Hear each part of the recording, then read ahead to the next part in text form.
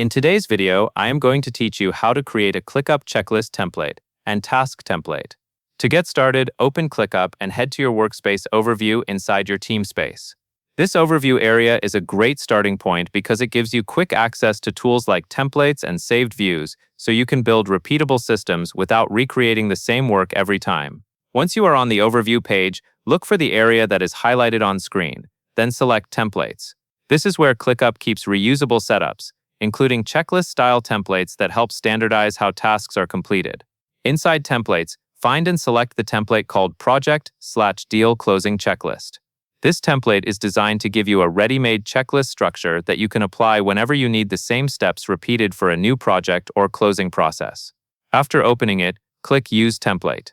ClickUp will then prompt you to confirm how you want to apply it, so click Use Template again to finalize and create it in your workspace. Taking a moment here to confirm ensures the template is applied in the right place and not left sitting unused in the template library. After the template is added, move into your project area and select the view called Project by Phase.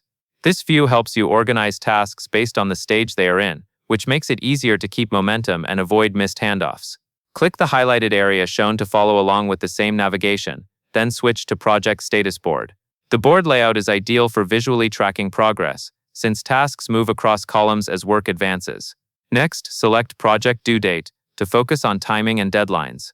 This view is useful when you need to confirm what is coming up soon, what might be at risk, and where to prioritize attention. Then click Board to return to the board-style layout.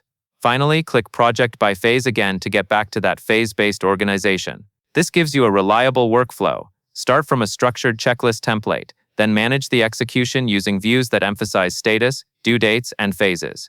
That covers everything you need to know, and that is all there is to it.